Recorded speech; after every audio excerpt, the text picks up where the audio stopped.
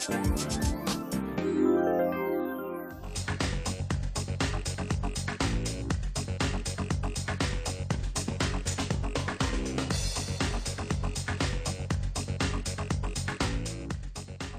ao lado de um grande autor de livros, na verdade, o maior autor do mundo em volume de livros. Eu gosto da palavra profícua, mas profícuo autor fica bonito? Tem melhor do que prolixo. Prolixo nunca é bom. Nunca é bom. É. E promíscuo pior ainda, né? E o senhor não tem nenhuma obra promíscua? Olha, obra promíscua não digo, mas personagens promíscuos, vários. Então, e eu falei que ele é o maior do mundo porque ele está no Guinness, justamente com esse título, já que essa daqui é a obra de número 1100. É a mais recente? É a mais recente. 1100 livros. O senhor chegou a escrever até 3 livros por dia. É, aconteceu. Aconteceu. Durante um mês inteiro. Porque eu fechei um contrato com a Abril e esqueci que tinha outros 2. E para não descumprir nenhum, eu tive que trabalhar que nem um boi ladrão mesmo, não teve jeito, né? E para as pessoas em casa também, que estão um pouco céticas, eu preciso dizer uma coisa. Houve um jornalista norte-americano que também ficou com esse ceticismo e disse, isso é mentira, pois desembarcou em São José dos Campos e pediu que o senhor Rioch escrevesse um livro, e ele escreveu em menos de 6 horas um livro de 210 páginas. Isso aí, é. Isso foi quando, 96? 96. Mas eu estou falando bastante do senhor e não disse que o senhor é médico, largou medicina para ser escritor?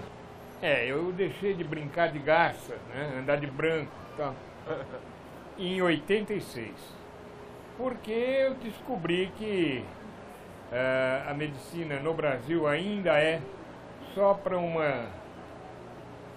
Ou o cara é muito famoso, então ele sobrevive bem, ou o cara é magrinho, trabalha para esses famosos. Eu não queria mais ser magrinho. Poxa, mas escritor, a gente tem a impressão que autor de livros, escritor, sofre muito mais, pena muito mais. O senhor teve que escrever 3 livros por dia, não é pouca coisa, né? Olha, a profissão de escritor não é brincadeira. Num país onde ninguém lê, é complicado você sobreviver de literatura. Eu consegui. Mas, senhor Rioch, a gente está falando disso, de quão profícuo o senhor é nessa atividade como escritor, como autor, mas que a gente tem que deixar uma coisa muito clara. A obra do senhor também é muito referenciada justamente porque os livros são muito bons. Qual o tema o senhor mais gosta assim, de escrever? Eu gosto de livros que tem um suspense, um pouco de policialesco, né? Espionagem, mas... A maior parte do que eu produzi foram bang bang, faroeste. E os livros sempre foram considerados de boa qualidade, principalmente porque eu caprichei em não colocar apenas chumbo e sangue, mas colocar um pouco de romance, história, geografia. Quer dizer, mesmo sendo um livro destinado a um público, vamos dizer assim, de baixo nível cultural, eu sempre procurei colocar alguma coisa que ilustrasse um pouco mais a mente daquele cidadão. Mas como é que o senhor teve tanta ideia, pelo amor de Deus? Não, ideia não é o problema. O problema era realmente o que você falou, a pesquisa. Então, à medida que eu fui crescendo, eu fui contratando uma equipe para fazer pesquisa. Então eu queria, por exemplo, escrever um livro que falasse sobre a cidade de Biloxi, nos Estados Unidos. Então eu mandava pesquisar tudo sobre Biloxi. Eu filtrava e usava aquilo que era necessário. O senhor disse que a ideia não era o problema. De onde vem tanta ideia, essa imaginação tão fértil? Quando o senhor era pequeno, o senhor já era do balacobaco para fazer brincadeira, não? Para sacanear, era. Sempre fui. Mas o negócio é o seguinte... Eu não acredito em inspiração. Você, como jornalista, também não acredita. Por quê? Porque se você tem que escrever uma matéria, independentemente ou não de você estar com vontade de escrever, você vai escrever. E vontade de escrever é igual, para mim, à inspiração. Você tem que escrever, é obrigação, é o teu ganha-pão. É dali que o seu estômago vai se encher. Então você escreve. De onde surgem as ideias, de tudo. Tudo quanto é lugar, qualquer episódiozinho do dia a dia é uma ideia que você pode aproveitar para um livro. O senhor está falando naturalmente de relações humanas, imagino. Principalmente, mas não apenas, né? Você pode usar uma pedra caindo, um prédio desmoronando, uma notícia de jornal, uma porcariazinha que acontece no cotidiano. Um passarinho cantando. Por exemplo. A gente está falando com um autor de 1.100 livros, quase a totalidade, quase o primeiro milhar de livros o senhor escreveu já nos 10 primeiros anos de carreira como escritor. É mais ou menos essa relação? Nos 6 primeiros anos. Nos 6 primeiros anos. O senhor, desculpa, mas é que é tão fantástica essa história, senhor Jorge. E a gente está aqui, como eu já disse a vocês, nós estamos aqui na Bienal do Livro em São José dos Campos e tem muito barulho. Vocês talvez estejam ouvindo barulho de ar-condicionado, barulho de carro passando, carrinho passando, barulho de pessoas andando, mas é porque realmente o Papo Vanguarda, vocês já sabem, vai onde os artistas estão. E aqui atrás, olha, eu vejo Fernando Pessoa, Luiz Camões, que é considerado dos maiores da língua portuguesa, talvez o maior, assim como Machado de Assis, Dostoiévski. E o que o senhor lê? Olha, eu leio uma média de 4 livros por mês. Sempre foi assim? Sempre fui assim, desde pequenininho. O senhor nunca tinha me visto na televisão. Prazer, Vinícius Valverde, faço o Big Brother, faço Papo Vanguarda. Televisão. Mas como pode? Tá. E faço filho, normal. O que eu procuro ler, mais ou menos assim, distribuído, 3 best-sellers e um clássico. E tem algum que seja o preferido?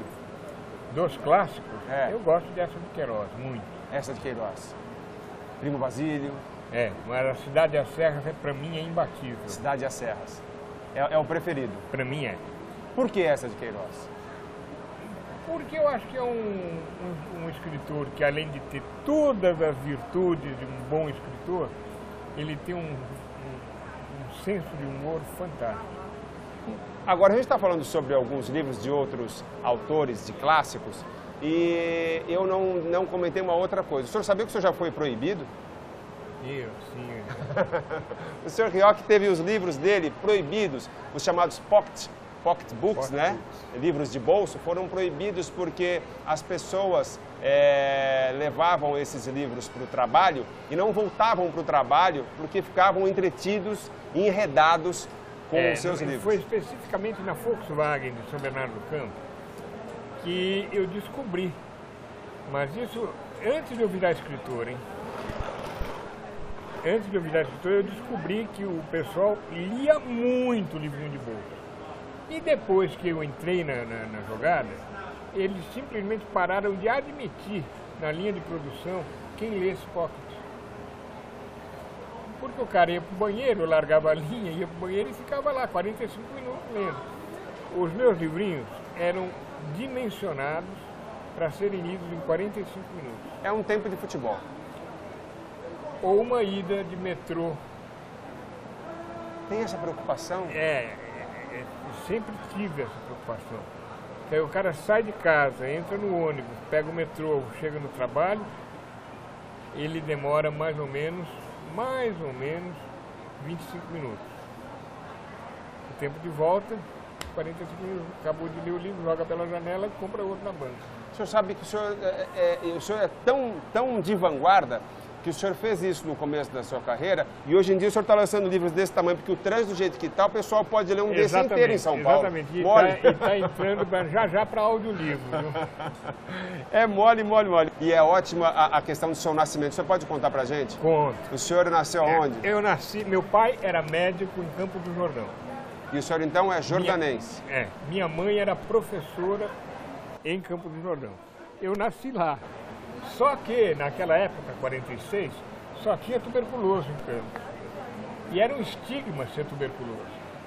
Ou ser filho de tuberculoso, ou qualquer coisa do jeito. Então eu fui registrado em São Paulo. E eu só descobri isso há uns 10 anos atrás. Quer dizer, então o senhor nem paulistano é? Não, não sou, eu sou jordanense. Jordanense. Oficialmente paulistano. Com orgulho. Com orgulho, como não? Poxa, Cidade então, linda. Não é? Maravilhosa. Cidade a nossa linda. Suíça, eu adoro o Campo do Jordão. A Ilha da Fantasia do Brasil. Uma das. Parabéns por toda a sua história. Muito obrigado por ter vindo ao nosso programa Papo Vanguarda. Obrigado a você. Obrigado por me deixá-lo conhecê-lo pessoalmente. E pessoalmente você é mais simpático. Muito obrigado. Então eu vou tentar melhorar, não posso perder minha audiência. Não, acho que você não perde aqui. Obrigado. E para você de casa, muito obrigado também. Espero que vocês tenham gostado. Continuem nos inscrevendo, papo@vanguarda.tv. A escrita é muito importante para a sua expressão, para a gente saber o que você está achando do nosso programa. Manda aqui no nosso papo. Manda para o papo e mande no papo. Ficou bom isso? Foi legal, né? Foi bom, foi bom. Você é inteligente. Obrigado. Fiquem com Deus. Até o próximo encontro. Tchau, tchau.